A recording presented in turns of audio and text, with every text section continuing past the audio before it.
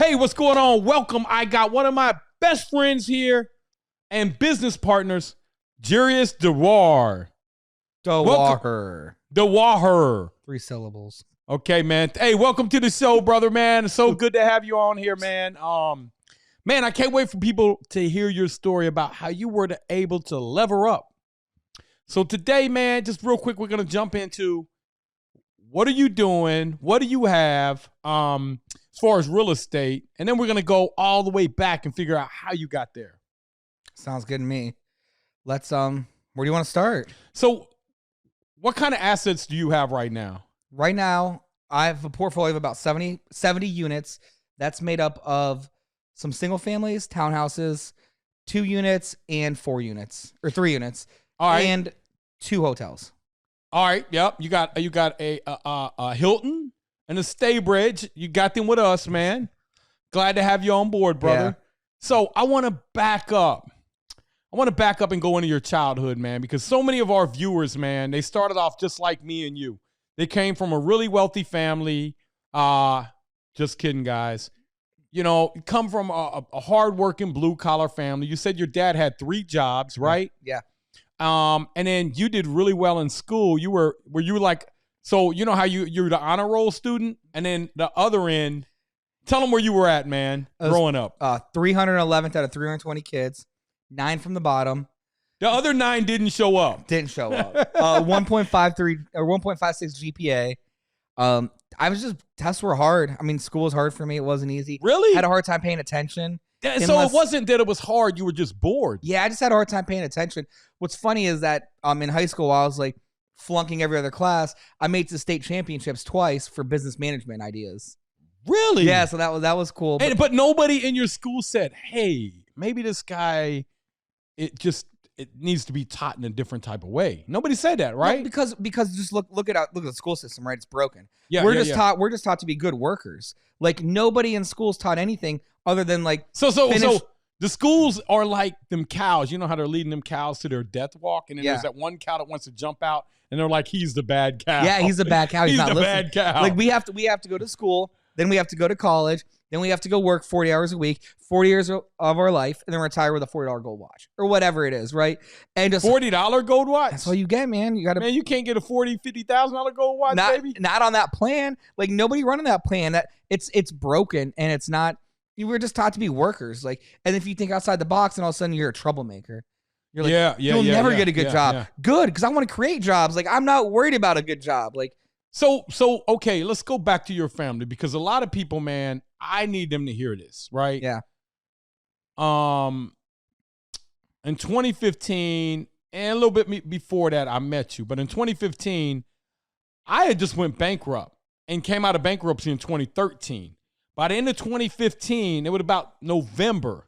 You were like, hey, man, I want you to kind of mentor me and show me how. And I was like, well, look, dude, I'll do what I can, but I'm done. I'm retiring. It was 2 years after bankruptcy, right? Yeah. I was like, I'm retiring. I'm going to Florida to live, right? I always remember that. Nate's always talking about going to Florida, even to this day. Yeah. But, look at my tan, you know? I know. So it's a spray tan. Me and Donald Trump, we got the same spray tan.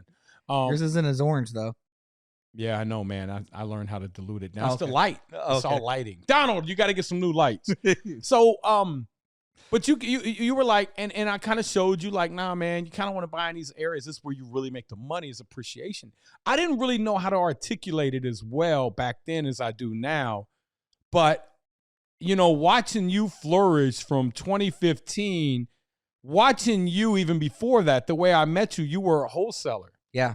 So you were kind of an entrepreneur back then even, because a wholesaler, you're kind of working for yourself. Even though you were working for one of our other friends, you were still working for yourself. Yeah, I mean, I was always after high school, I was in the military, and then even in Thank you for your service too, brother. Yeah, and even in the military, I was still attracted to that idea of business ownership, right? And I leaned in a little bit on network marketing, taught me a ton, and the pyramid things. I was selling video phones, long distance, vitamins at I think Shackley or whatever it was called.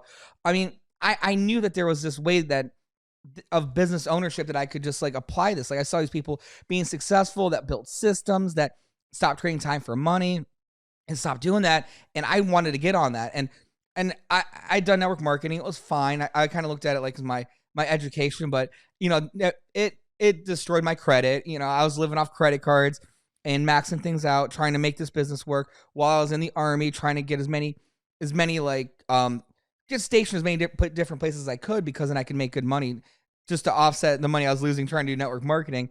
Then I ended up just getting burnt out. I was like, I can't keep doing this. Just double down, focus more on promoting myself within the Army.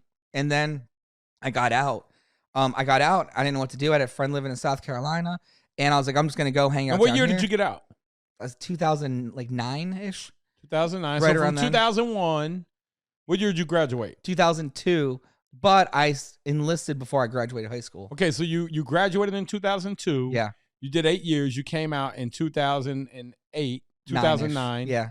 Okay, and then you went to South Carolina. Yeah. Okay, then what from there? Because look, I mean, from 2009, I think I met you in 2010, 2011, probably. Yeah, something like that. It was in the beginning, because it was when you had the restaurant Black Angus. Mm-hmm. So all right, so I was in Hilton Head. I was bartending, having a good time, and it was awesome. But I knew that I needed to like really set something up, something up bigger. Like I still believe in the systems, still believe in building something. So I wasn't trading time for money, because we're capped at the amount of hours we can work, right? Mm-hmm. And that dictates how much money we can make. So I had a friend that I did some network marketing with in Cincinnati call me, and he's like, hey, you should. Was that Gary? Yeah, it was Gary. Yeah, he's like, you should come up here and do this wholesaling. He's like, I'm doing really good. I'm making good money doing it. So it took a little bit of convincing, because I was a little skeptical. I was kind of burnt out on different things. So I was like, you know what? I'm going to go do it. I'm going to give this a shot. I know real estate's awesome. I know that I can do it with no money, no credit, no this, no that. Like, that's almost too good to be true. Like, I got to Now, he told you all that, right? Yeah, yeah. So so today you got an academy that teaches all that. All actually merged with ours. We'll get into that later. But all go of ahead. it. So then I came to Cincinnati, and he, break down. I learned from him. He teaches me some stuff. Then I learned from my good friend Tyler, taught me some stuff, and I learned from other people that were doing it just all over, and I just ended up just taking off and just blasting. You were off. good, but what was your secret? Because I think I know what your secret was, but I want you, as far as wholesaling, what was your secret? I just knew the strength of numbers, right? I knew that I needed to be the most active person out there. I needed to be nonstop, right? So your strength was really just getting a whole bunch of signs out, strategically posting them, and then answering every call that came in. Answering every call, and I was bad. Did you have an amount of time that you gave to each person? Did you have that figured out? Did you have that many calls coming in, or you didn't have? I didn't really have it broken down like that. I just answered every call and just talked to everybody, went to houses. Like, I gave up 2009 to 2013-ish is when I ended up. 2013, I kind of went on my own. But during that period, and even after that, when I came back from New York, I worked 60, 70 hours a week. Mm-hmm. I just worked nonstop. And I was watching all my other friends. They would go on cruises. They would go hang out. They would go do this. They would go on vacations. Hey, for you real entrepreneurs like me, 60 or 70 hours a week wasn't a lot. No. But go ahead. But whatever. You worked more than that. I worked way more. I worked a lot. But yeah. I was watching everybody that was, my friends just go have so much fun. And I'm just like out here meeting investors. I'm out here in moldy houses. I'm out here doing this. And I'm like, all right, it's fine. It'll be fine. It'll be worth it. And it ended up being worth it. So yeah, so then from 2013, you wanted to go out on your own, but you had a non-compete, so you couldn't do that for like a couple years. For a year. So you went to New York and lived in New York City, Manhattan, everybody's dream when they're in their 20s, right? East Harlem. In 2013. End up coming back from there because you probably had a good time, but you come back broke. Cost a lot to live there. So broke. Yeah. So you came back to Cincinnati, and something crazy happened. I reached out to you the day or the week you came back. I didn't even know you were coming back. Yeah, it was like I didn't even know you were gone. I know, yeah. And I just said, hey, man, I got this 25 unit, 24 unit apartment complex, man. I want you to wholesale for me. Yeah. And so you were broke. I didn't know that. I was broke. You didn't know that I didn't know that until you pulled up in this Lumina van from 1980 something. 1992 whatever. Chevy Lumina minivan. Yeah, then I knew Champagne. Yeah, we gotta find a picture of it, Matt, so we can put it up so they can see what the spaceship looked like. It was a spaceship, and I was like, "Dang, bro, like, man." And he was like, "Look, I rented this," and I was like, "You rented it? Like from who?" like a crackhead, and you were like, nah, man, I had an iPad. You had an iPad, and you gave your friend the iPad to rent that. Yeah, I traded him the iPad to borrow it. How long did you borrow for? I ended up just keeping it. I don't even know if I gave him money. I don't know how it ended. I just ended up keeping it. So you might owe somebody some money. If you are the owner of this van and you have a picture, reach out to us and we're gonna get you some money because Jiries took your van. I gotta ask. I don't even remember. I'm sure I settled up somehow, but I ended up giving that van to my drywallers like years later. But yeah, so when you pull, and so I'm just joking. I didn't. What you were pretty broke. And I didn't know how broke you were, and you told me, and then you were like, I think it was a deal we got under contract for $105,000. It was the 24 unit. Yeah, that's crazy back then. That's insane. That building's probably worth $2 million now. Yeah. And so that's why we teach you to buy, renovate, rent, refinance, repeat, keep it, baby. But instead, I took the quick money. He took the quick money. I ended up telling him, I think I told you 180,000, 175. We made 80,000 off of it, and then Jiries was gonna sell it and make $5 million, and I was like, nah, dude, you can get more than that.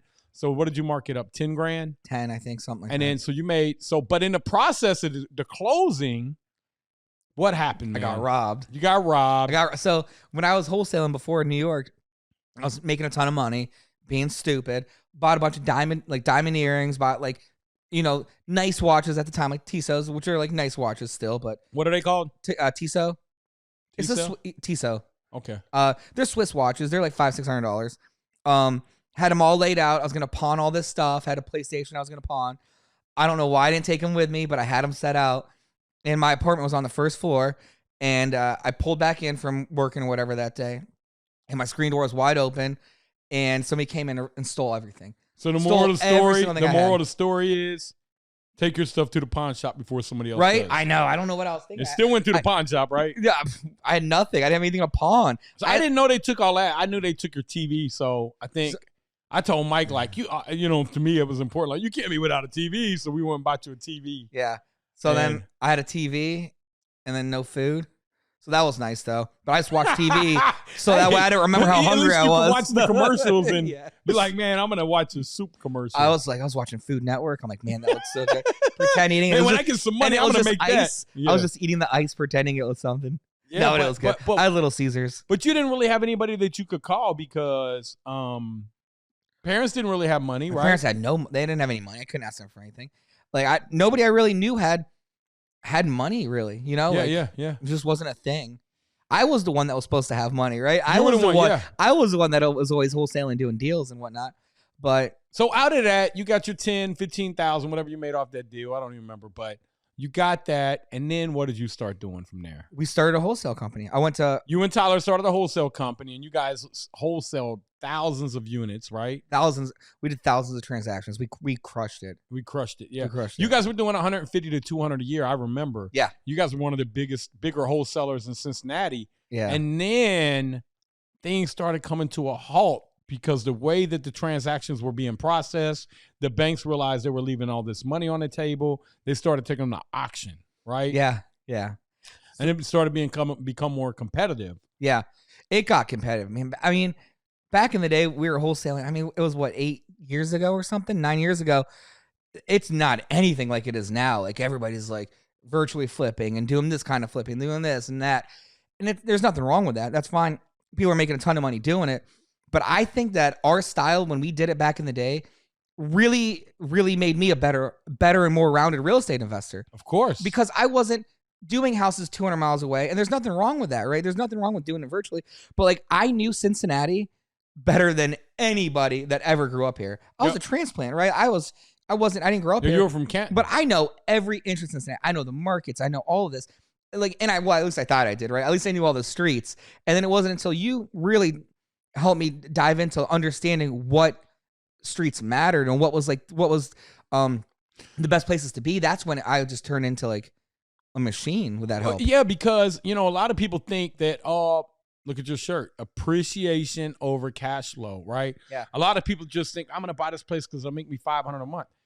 $500 a month don't really mean anything because over 60 months is 30 grand. If this property doesn't go up in value, that property is going to call you and say, hey, I need a new roof. I need a new hot water tank. I need a new kitchen. I need new flooring. I need new siding. I need new windows. I need new furnace. I need new AC. 30 grand's gone. Yeah. Where are you going to get the 30 grand from? The property didn't go up in value, right? Yeah. You got the rent money. You spent it all because it ain't like you're saying, well, I'm going to get this rent money. I said, no, you're spending it. You're living off of that, right? Yeah. And so then maybe you got a little principal reduction. Maybe you got 10, 15,000 principal reduction. That's not going to pay for the repairs you need. No. So the appreciation, you buy that same property. And so one of the main things that I told you I realized where I did wrong, you know why I realized it? What? I was trying to buy out in the areas that I thought were nicer areas. The areas where you started, I said, nah, dude, you don't want to be there. Yeah. You know how I knew that? Because I'd started getting letters from the city, and then these private developers were coming in and buying all my stuff in the hood, and they were paying me big money. Like I paid $5,000. I paid $5,000 for this one. They give me 130 grand. I mean, literally, I was like, what? I was doing 100-unit complexes at the time, and I was like, man, I just want to do these houses because I was making it was easy money, man. Yeah. Like I bought one for $500, made a call, and sold it to a guy for 85 grand, right? And so it was starting to get so easy back then because they were bringing this highway in. We were boots on the ground, and so that's how it helped us lever up. But ultimately, that was just a job because after that was done, I had to go do another one, right? And so the money that all the passive income that I had coming in off the apartment complexes, I was telling you about, and I was like, you got to buy in these areas. So you picked out one area in specific, and you focused on focused on that, and tell us how that was able to help change not just your family, not just your immediate family, but your mom, your dad, and everybody else around you. We found an area. We knew what was happening there. And I started shifting our wholesaling part of our marketing to this neighborhood when nobody else was paying attention. It was just so easy. Like people were excited. But it was such a no-brainer when you look back. Like the thing's got 5 minutes from downtown. It's got amazing views. It's got restaurants. They're bringing in restaurants. At the time, they were bringing in restaurants. And what's the other thing? The theater? Yeah, the Warsaw Theater. Yeah, it's like, why wouldn't you want to be there? They weren't there. They weren't because it said Price Hill. Like in Price Hill in Cincinnati Price has Hill the worst hood. stigma ever. Yep. And it still does, even like certain pockets, like next to Covedale's. Covedale's a great spot. Like Westwood was terrible. I mean, there's so many different things, but we identified it and just went hard and just grew fast. Yep. Way faster than I probably should have. But luckily, like I was still wholesaling stuff to feed these properties because I was under borrowing. I was underestimating the rehab amount because in the beginning I thought that like the ARVs weren't there, right? So my two families were worth $110,000. So the order to make the deal work, you came in and you changed your construction budget to be lower to make the deal work. Yeah. Which is very dangerous, guys. Don't do that. Don't do that. Don't do Listen, that. man, we have an academy that can help you step by step create millionaires. Same thing he learned to be a millionaire in 5 years, multimillionaire in 6. Yeah. Right? Yeah. But for me, I'm used to being uncomfortable, right? Mm-hmm. So I knew what the long-term goal was, and it worked. But I want everybody to avoid what I did, right? I don't want them to wholesale too long. I don't want them to under borrow. I don't want any of that stuff, right? And we can look back because we've lived it. We know it. We know what to avoid. I know the warning. I know the warning signals. I know all of that. You taught me all of that. Like, and now I love. Now we just know what to do better, and we can share that information to everybody. Yep. So, man, that's awesome, man. And so now you're able to go back and help your parents out. Yeah, we put in a new kitchen. Yeah, like 2 weeks ago. Our granite guys from Cincinnati are going up to put the granite in. No way, all the way up. To yeah, Canton? they're like we need like gas money. I was like, what do you like $200 okay? And they're like, yeah, that's fine. So they're gonna go put it in for really? We do a lot of kitchens, so like they'll hook us up. Wow, that's far. That's 8 hours round trip. Yeah. They wanted to. I was like, okay. They wanted to do it because you were your parents. Yeah, they saw my post. I put a post up for Canton people, and then they're like, we can go do it for you. I was like, really? So we had to like measure it out. So they're going to do it. So we put a new kitchen in for them. Helped my dad get a car like that was a little bit nicer than what he was going to get before, which was kind of cool. Just helping other things. Like today we donated it, or a few weeks ago we donated the Stark County women's shelter, and on my way here they sent a receipt our friend that's in charge of the whole project sent her a receipt, and she's like, just put your money to good use. Here's the first round of stuff we bought. So like I didn't really look at it yet, but I'm sure it's a bunch of toiletries and stuff. Man, but you just awesome, do stuff man. like that because you That's can. awesome. But you can't do that when you're broke. It's just like you can't help people when you still need to get help. Like and that's why you do it. And like right now I'm kind of like building out more stuff, you know, just still working on that. So if you could tell people one thing that you've learned to lever up their life, what would it be? Get comfortable being uncomfortable for a little bit. Yeah. Whether that's answering sign calls or whether that's knocking on doors for driving for dollars, whether that's going to a conference, going to a networking event, meeting people. Like the growth, the real growth in real life comes from being uncomfortable. Because that's when you stretch. That's when you like grow a new layer of armor, is like when you get a little uncomfortable. That's where the growth happens. Because if you're always in the safe zone, you're going to be stuck. Like nothing changes. That means you're not challenging anything. That's right. So you need to be comfortable being uncomfortable. And the more times you can do that, the more successful you're going to be. Then you're going to look up, and then Nate's going to tell you you've got like $3 million in equity. Yeah, because you came over to my house. You came over to my house. This was years after I first started mentoring you. And I didn't mentor you as strong as like the people in Academy get way. They are so spoiled. All of the Academy people are so spoiled. They're like, and I think I was talking to Chris Long about something. He's like, yeah, or he was proofreading a chapter in my book I'm adding. And he's like, you just had a cheat code. You had Nate with you the whole time. I'm like, yeah, I had Nate with me. Like you were always there to help me. But like you guys are so lucky. Man. And like, they got you too. Yeah. You teach them how to bird to themselves. But I remember you came over here and I said, hey, man, just come over to my house. I'm going to show you how to organize all your stuff and put all your paperwork and all that. And then I looked at your paperwork and I said, Jiries, you're a millionaire. Did you know that? And you were like, no. I was like, I got like $1,800 in the bank. Really? Like, what it doesn't matter. You're a millionaire. Like, I know. You're an $1,800 millionaire. I know. And that's because I had a lot going on. I had to really. But you did. But then I was like, look, you got to stop. Stop buying. Yep. You got enough. You're a millionaire. You should have $14,000 to $15,000 a month in passive income. But I already knew what you was doing wrong because I did it. I was like, instead of you stopping, enjoying that, you know, what we do is we continue to grow. But sometimes you got to grow, get to this landing. Yep. It's like going up steps, man. You take a break, and then you say, you know what? I'm going to stabilize. I'm going to get my $14,000 to $15,000 a month in. And that was cash flow after all your expenses. Then enjoy life for a little while, 6 months or a year, and then go back at it. That's 1,000% true. It couldn't be any more true. And that's the growth from being uncomfortable, right? Yep. Because you go uncomfortable, and then you're like, I'm good. And then you get bored. At least I got bored. Yeah. I was talking to Mike on the phone. At that point, I was, this isn't advice or anything. I was collecting money, some rent money out through Venmo before we got everything electronic the way it's supposed to be. And talking to Mike, I'm like, I got 22 grand in my Venmo account. I don't know what to do.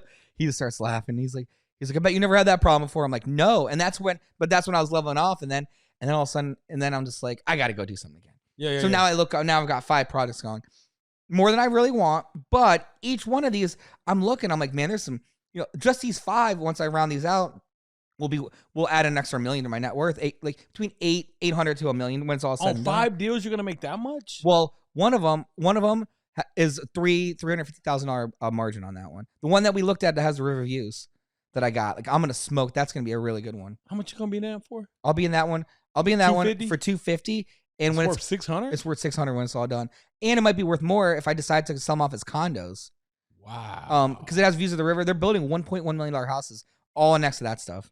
Wow. And that's going to be two bedrooms? Two 1-bedroom units. 2 1-bedroom units. So if I could sell them for $400, $299, $399. I was going to say $399 a piece. How many square feet are they each? They are like 1,100 square feet each. 900, 1,000. I don't know. Somewhere. But I looked, and are they 900 square feet? Yeah. That's a big 1-bedroom. I know, they're huge. And so they're going to have decks up front. You could sell them for probably 400 a square foot. That's 360. Yeah. Maybe 450. You can push it though. Let's see. I don't know. No, I mean, it's just with the finishes, the way you're doing it, it comes down, and you can get the tax abatement. You're going to get the tax abatement. Yeah. So that really will drive the price, because instead of somebody paying taxes on let's say 400,000 would be 2%. That's $8,000. I'm going to keep them though. I'm going to keep them. I'm going to keep them. The one we're doing in Price Hill. I bought that one for 63. I'll put 60 into it, and I had it formally appraised for 225. So there's, I mean, another one I'm buying for 90 on the same street. I'll put 60 into that one. That one's a brick. That's a really, really nice single family. I'm gonna keep that. That'll be worth like at least 275. So then I got one on Hills, a really nice one. Yeah, man. I mean, that's a lot of profit. But and that's 5 deals, and collectively, and you're saying, Nate, these are my last ones. I'm not doing them, right? Yeah. Why? I don't know. If I do, I only do like one or two. But no. But listen, I want why to do bigger though? deals. Because you want to lever up. I want to lever up. Right? We got a disbursement yesterday on the hotels. Like I just get a random email. It's like distribution Hampton Inn. Yeah. And like a month before, it's like distribution Staybridge. Yeah. It's kind of cool. It's like I think I got a distribution for Staybridge last night. Yeah, Hampton Inn. It was a Hampton Inn. You didn't? Oh, was it? I didn't. Yeah, it was Hampton Inn. I didn't look because it was small. It was only like $5 or $10 grand. Yeah, but I had got one for 140 something thousand yesterday, and so I was like, okay. So that's the cool thing is like it's not money anymore. Just you're looking in your email and you got so much more money coming in than you spend every month, and it's just like. But don't let it fool. Like for me, it's still money, right? Like, 'cause I'm still coming up, but I'm way further ahead than I was. But I mean, it's still still nice. It's still nice. So what? Okay, so what's next, man? You've made it. You're successful in real estate. You're showing other people the way. How do people reach out to you if they really want to learn from you? They want to learn how you did what you did because you got a little bit of a different approach, right? What you do is you teach people. You said you made $1 million wholesaling and you regret it. Yeah. Why do you regret millions? it? I mean, we did millions in transactions. I mean, man, instead of making 5 million, gross on wholesaling stuff, I could have made 2 million, but started investing sooner. And that's the power of the compounding and the appreciation of the upside, right? It's like when you go back and ask people, would you rather have $1 million, or a dollar doubled over 30 days? Mm-hmm. It's like, for me, it's the power of the appreciation. Like, think if I would have had an extra 3 years more of 20% growth for 5-10 properties, that would have just been way more powerful. Yeah, if you would have focused 3 years sooner, instead of you being at 70 units right now, you'd probably be at 200. Yeah. So at 200 units, you would have, your net worth would be exponentially more. Yeah. I just want, like, when I teach this wholesaling, when I teach all this, is like, I want you to get into wholesaling to get out as fast as possible. Like the dream scenario is, So how do you do that though for somebody that doesn't have any money? They got a ton of motivation. Really, when I tell people this, and I don't know if you agree, but people say, man, if I just had money means nothing. You were trained to be a consumer. You were a consumer until you learn what to do with money and how it works. You can't do nothing but spend it, right? Yeah. I mean, and when you come in without any money and you start to grind, you grind on a level that other people with money is scary to them, right? Like people in the beginning, they're just like, man, they almost laugh at you. Yeah, they're like, why are you working that hard? They're like, you need a break. You're a spaz. You're doing this, blah, blah, blah. I'm like, no, you don't understand. Like, I have to make this work. I'm going to make this work, and I'm going to blow past all of you. You know what? My brother told me that. All you ever do is work. I said, bro, I got goals, but guess what? Since February, I've been paying him his paycheck. You know why? He didn't save up. Yeah. He didn't save up, and guess what? He got hurt. He couldn't work. Yeah. March, April, May, June, July, all 6 months. I've been paying him his salary. Guess what? He gets it now. Yeah. Don't be that person that waits to get it, man, because you don't always have somebody that can help you out. Yeah. And I told him, I said, man, take off as long as you need, get your back together, right? So I got to talk to him. I think he had his surgery. But to me, that's what real estate has afforded me to be able to do. Yeah. Be able to help him out. I had one of my employees getting their house taken. I came in and bought it. Just gave him a mortgage note. Said, look, just pay me this. It's really helping other people. But my goal, and I'm glad to have you on board now, is to help 10 million people become millionaires. Now, that's a crazy, insane goal. Actually, when I put that in the book, the lady from Harvard called me. She said, do you know that I said, I know there's 22 million millionaires in the United States. She said, and you're saying 10 million? I said, yeah, we can do that. Why? Because there's so many people that don't have this knowledge. They don't know how to, it's not super hard. And becoming a millionaire is not really that big of a deal. No. And the reason I tell you that is because There's 180 million households. Take 180 million divided by 22 million. 1 out of 8 households are already millionaires, right? Mhm. And so is that, what's the math, guys? Just type in 180 divided by 22. That's the math. 1 out of 8.1 households in the United States are millionaires, right? Yeah. Now, if you take the rest of the world and there's another 32 million millionaires in the rest of the world and you divide it, the ratio is not even the same, brother. It's not even close to the United States. This is where all the millionaires are, right? Now, I ain't saying the other countries don't have any, but if there's 54 million of them and we got 22 million of them, that's insane. And the reason that I know we can create that many is because there's enough properties out here, and you got 80 million millennials and you got 80 million Gen Z, and people don't want to do real estate anymore. They found different ways to do it. It's hard. Yeah. I'm not going to sit here and tell you that it's super easy. Like, nah, man, it's easy, man. Just go work 2-3 hours a day. Nah, it ain't like that. You got to work for 5 years. But after them 5 years, you become a millionaire. And those properties that you got in 5 years will take care of you the rest of your life. Yeah, well, even on top of that is like become a millionaire in 5 years, and then you work different years 6 to 10 or 5 to 10. Years right? 6 to 10, like, you're going to become worth $5 million. Yeah, that's going to be different. Yes, that's going to be a different kind of growth. Yep. And it's like things are hard, right? But you choose your hard. You choose your hard. I want to work. You know what? I'm going to work super hard for 10, 15 years, and then where I'm 38, I just turned 38. When I'm 50, I'll get a shirt that just says "done." Right? Yeah, done. This is gonna be done. This is gonna take a break. This is gonna be done. I mean, I say that, but it probably won't happen. The done is where you're at already. You're not working for money. You're working because you enjoy it. Yeah. Right? And maybe you're still a little bit pushing where your money. You got goals. Yeah. But you're not that far away. And I'm just telling you, like, I do it because I love it. Because I want to see people change their life. I don't want to see people have to struggle, man.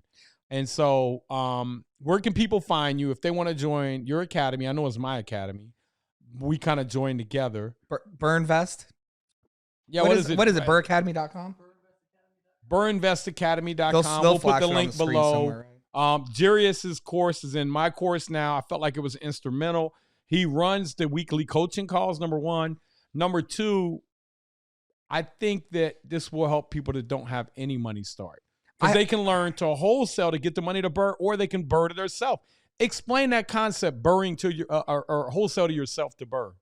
I mean, it's what I did. It's what I did pretty much the whole way through. Whenever we wholesale deals. So when we were wholesaling, and in the beginning we were only selling to other investors, right? And investors were doing them, buying the houses, they're flipping them or keeping them as rentals, whatever they were doing. And then we transitioned a little bit, right? We started to get a little money, and we had a goal. It actually happened on accident, really. We got a goal within the company that any property we got, we would give investors 24 to 48 hours to buy it, so we weren't cherry picking deals, basically. But then we had to buy it for whatever we were selling it for. So basically, we would find the properties, and then I would just take a property that I found, and then sell it to myself, and then make $5,000-$10,000 on that. But then that $5,000 or $10,000 that I made as profit, as a wholesale deal, would ultimately become my down payment to my lender. So I was 100% getting these properties. So what you were saying is you kind of figured this out on accident because you had a wholesale machine. Yeah. You started saying, hey, I want to buy and hold some of these. And since you had a partner, he said, okay, you can do that, but you got to pay what an investor's going to pay. Yeah. That was okay, so the investor's going to pay this. So basically you say, wow, I'm wholesaling myself. And you came up with this, and we had a sales team. I mean, we had 3 guys that were selling, that weren't necessarily that really wanted to buy rentals or anything. So we had to make it fair, right? You had to make it fair. So we couldn't say hey, we're the owners. So they still had to get paid too. Yeah, they still had to get paid. So we were like, all right, you guys have to, if this is a house we want to buy or anybody in the company wants to buy, it has to go out to all of our investors. But now you're teaching the way you're doing it now. You don't have to do that. No, you don't have to pay nobody. No, but so you now can you're still marketing set it up $20,000 or $30,000, yeah, $40,000, and a company saying, hey, you got to put 20% down. 20% down of the 150 grand is 30 grand. Yeah. You essentially wholesaled it to yourself and came up with 30 grand. Yeah. As long as the numbers work. And you show them how to do that step by step, how to set up the company, how to do the documents, what about subject to? No, I'm not an expert at that. Okay. Right? So I need you to become an expert. You know enough about it. I do know enough about it. So that's stuff that we've done too, right? We've done subject to, we've done lease options, and different agreements. That's going to be huge in the future. You know why?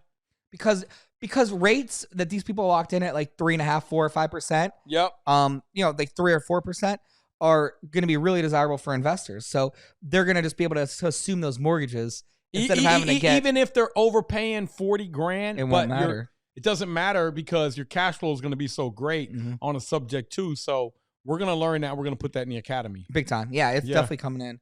Yeah. So that's what's exciting about this. So what's next, Jiries? What do you want to do, man?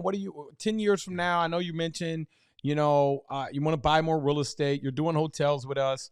But ultimately, what is it that when you leave Earth, right? Yeah. When you're on your deathbed and you're 85, 90, 100, whatever, what is it that you look back and reflect and say, hey, this is the one thing that I wanted to accomplish? Well, besides like raising successful kids that contribute, besides that, like for maybe like a business sense, I'm going to say is like going back to the goal of 11 millionaires or how many?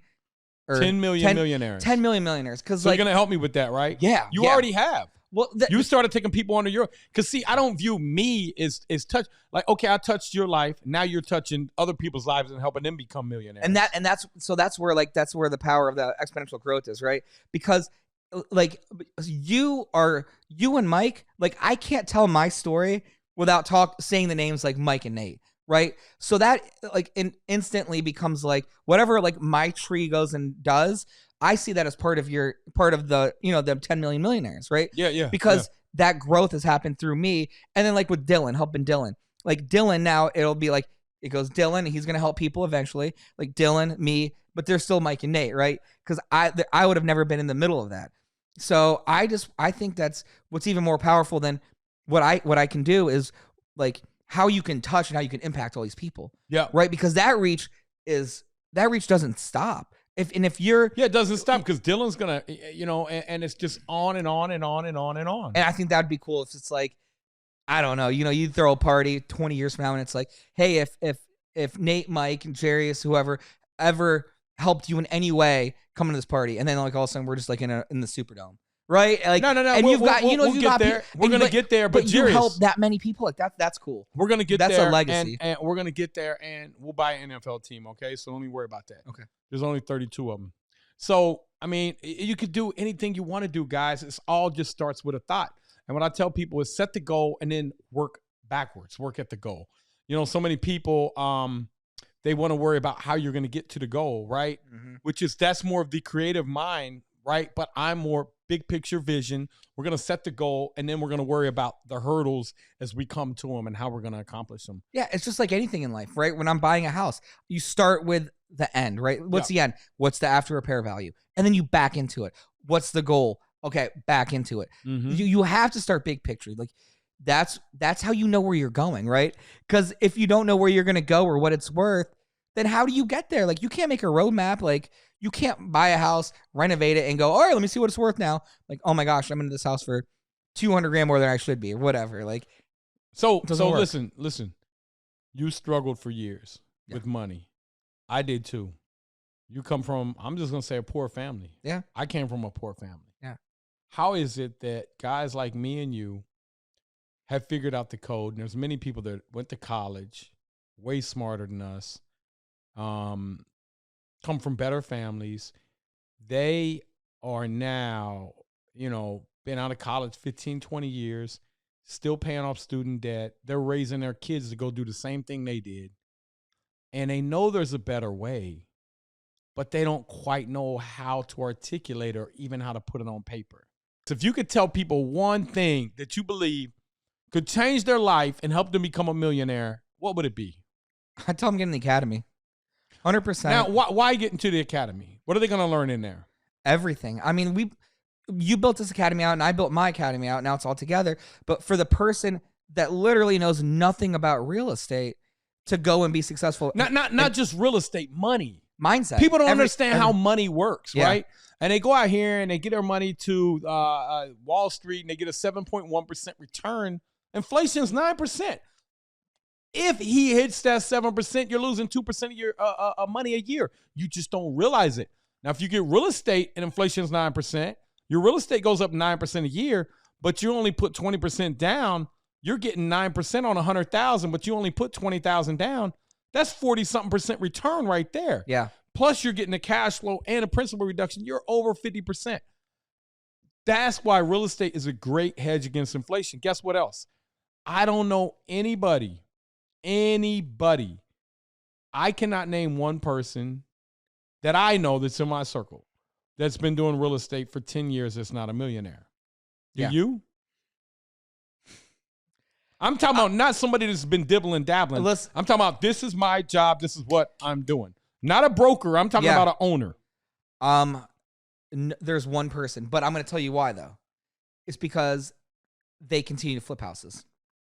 Well, I'm talking about owners. Yeah. I'm not talking about flippers. That's a job. That's a job, right? Yeah, I'm talking about people that buy and own the answer property. is no. It doesn't happen. It doesn't happen. Yep. You buy and hold them. It just happens. It happened by accident to me. I didn't know it happened until you told me it happened. Listen, brother, it happened by accident to me, and I called Mike, and I said, Mike, I need you to open your email. He said, okay, what's going on? I said, Mike, we're worth $5.1 million each.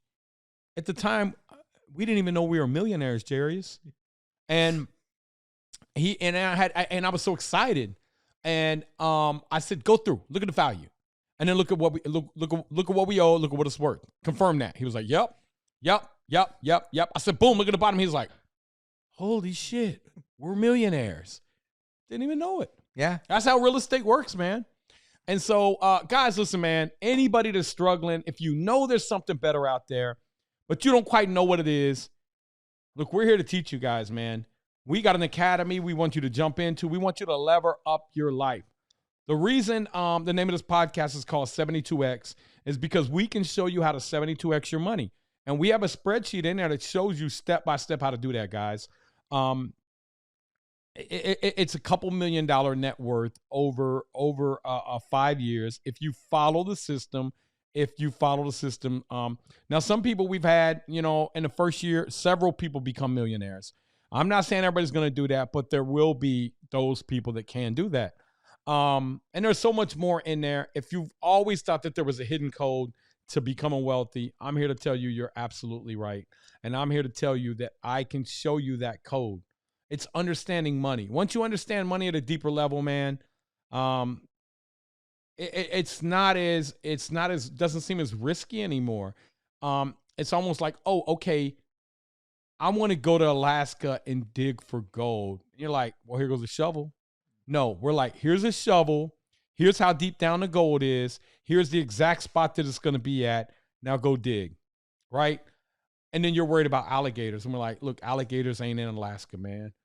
Worry about bears, okay? So there are things that you got to look out for, but we show you all that. So, Jiries, I want to thank you for coming on, man. And I want to, more than anything, thank you for every week doing our coaching calls and helping them people become millionaires, man. Yeah, I love it, man. It happened. I love doing it. It happened on accident. I did the first one, and then you just couldn't get rid of me a year later. So I guess I kind of. Well, Matt was like, Jiries really likes doing them, and I was like, let him do them then. Yeah, it worked out. Yeah, so that's cool. So I want to thank you, brother. I appreciate and love you, man. Love you too. And we're gonna get some better mic stands here. I hope so. Yeah, I'm about to order them right now. All right. Good. Yeah. We'll take these back to lever up. We about to lever up these mic stands, baby. All right, man. Love you guys, man. We'll see you in the next episode. See you guys. Oh, BurrInvestAcademy.com. We got some other links too, man. Just go on NateBarger.com. Look for our links that we got. We got affiliate links for you to help you find deals. What else we got in there, man? Oh, insurance. You guys struggling with insurance? Credit repair, lending, credit repair. If the bank's telling you that your what's it called? Your debt to income ratio is out of whack, man. Listen, we got asset-based lenders. We'll see you guys in the next episode. Thanks for listening to Lever Up Your Life. If you could do me a huge favor and go lever up my reviews, leave me a 5-star review. I appreciate it. And if you guys want to keep the conversation going, reach out to me on Nate.Barger on Facebook, Instagram, TikTok, and YouTube. And get in our free Facebook group. We got over 200,000 members. BRRRR Invest. We'll see you in the next episode.